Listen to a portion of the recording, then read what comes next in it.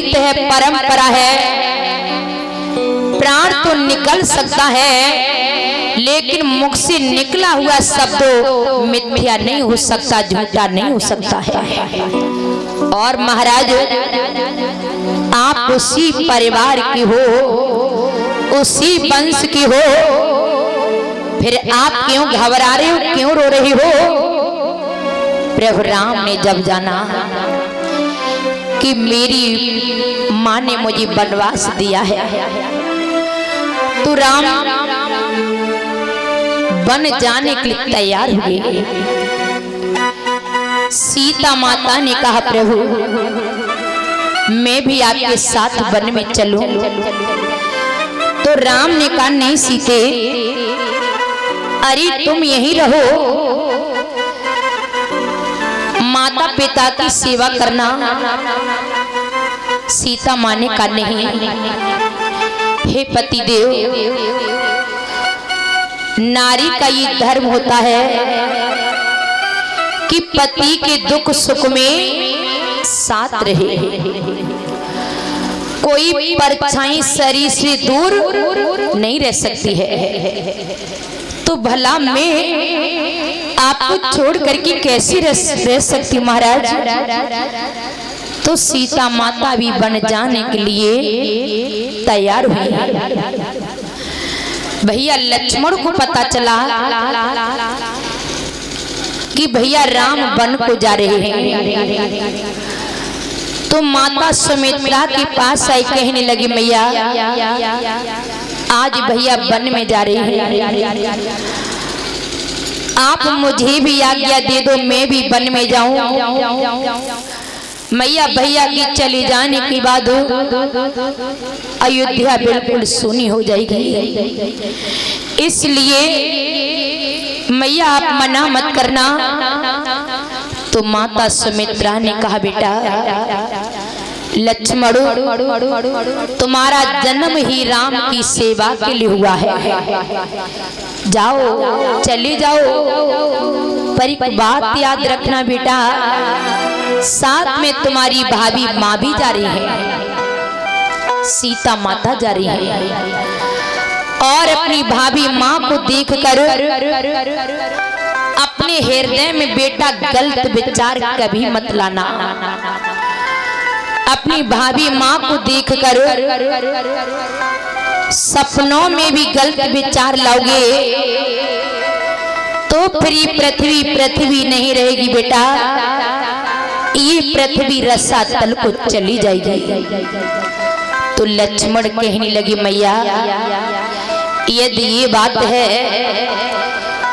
तो मैं आज तुम्हारे सामने वचन ले रहा हूँ कि मैं 14 बरस तक वन में रहूंगा, तो मैं सोऊंगा नहीं।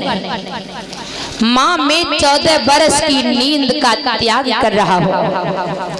तीनों प्राणी आगे चले और महाराज दशरथ ने देखा तो कहा बेटा राम, बेटा तुम वन में मत जाओ, मैं तुम्हारे बगैर रह नहीं पाऊंगा बेटा। तो राम ने कहा पिताजी आप चिंता मत करो, मैं 14 बरस बिताने के उपरांत अयोध्या में वापस आ जाऊंगा।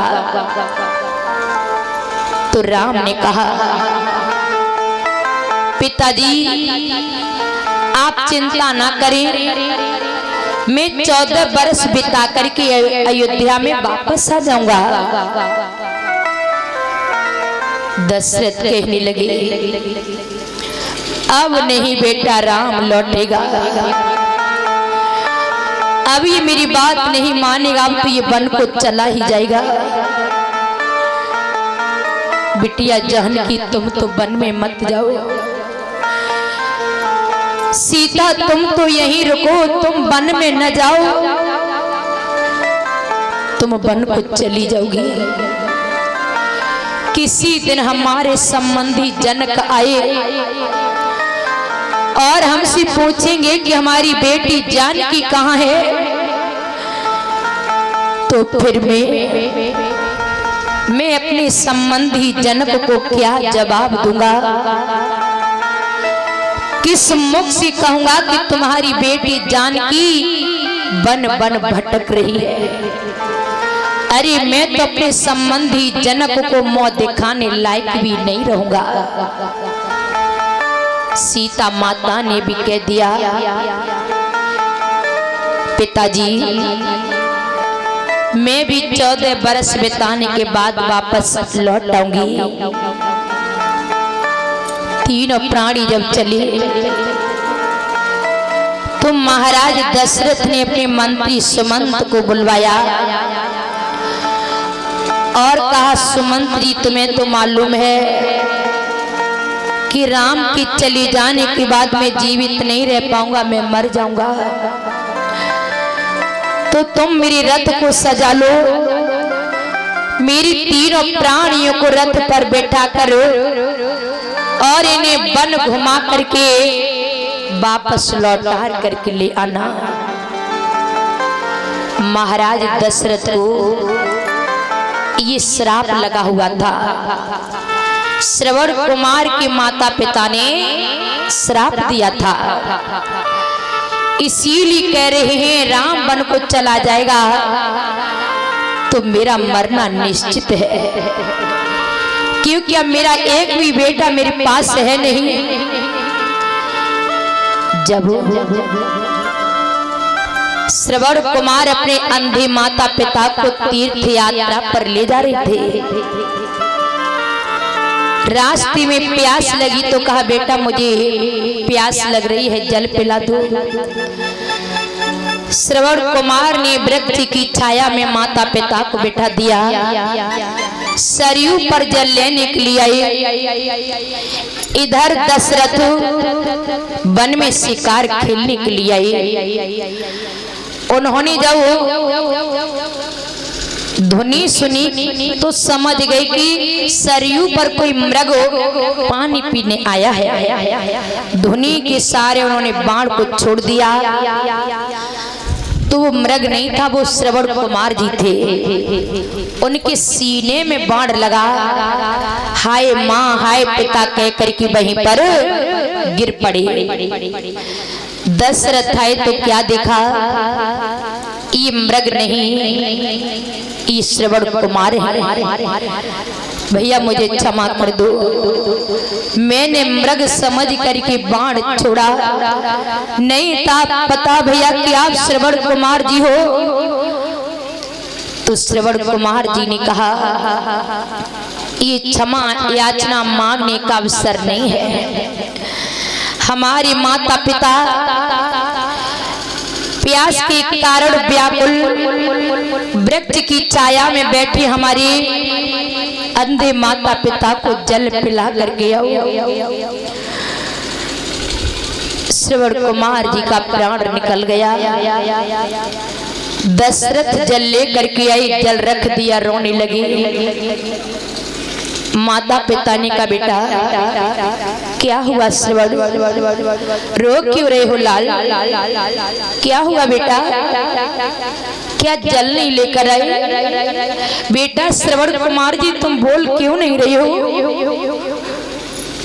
दशरथ ने कहा,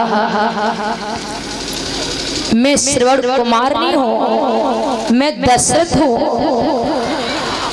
और तुम्हारा बेटा इस दुनिया में नहीं रहा। मैंने समझा कि सरोवर पर, इस सरयू पर मृग पानी पी रहा है, मैंने बाण छोड़ दिया। तो श्रवण कुमार जी थे, वो मृग नहीं था, उनकी बाण लग गया और उनका प्राण निकल गया। ये काम मुझसे अनजाने में हो गया, आप मुझे क्षमा कर दें और आप जल पी लें। अंधे माता पिता रोने लगे। दशरथ क्या कह रहे हो बेटा, दुनिया में नहीं रहा और कह रहे हो कि मैं जल पी लूं? जब सारा ही चला गया तो हम अंधी और अंधे जी करके करेंगे ही क्या? मेरा एक बेटा था दशरथ, तुमने उसे भी मार डाला, अब हमारा कोई सहारा नहीं रहा, हम अंधी अंधा पुत्र के वियोग में इस वन में तड़प तड़प करके अपने प्राणों को त्याग रहे हैं। लेकिन मेरा श्राप है दशरथ, मेरा तो एक ही बेटा था और वो भी तुमने मार डाला।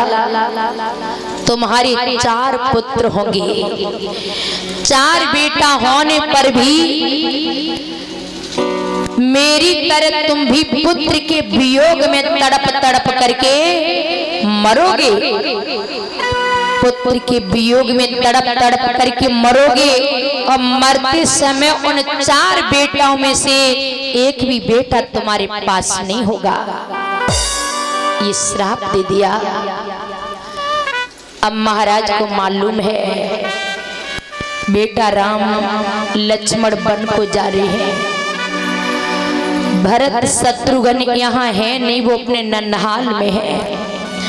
आज मेरे पास मेरा एक भी बेटा नहीं है 4 बेटाओं में से, तो अब मेरा अंतिम समय है, अब मैं मर जाऊंगा। सुमंत जी रथ को लेकर के चले।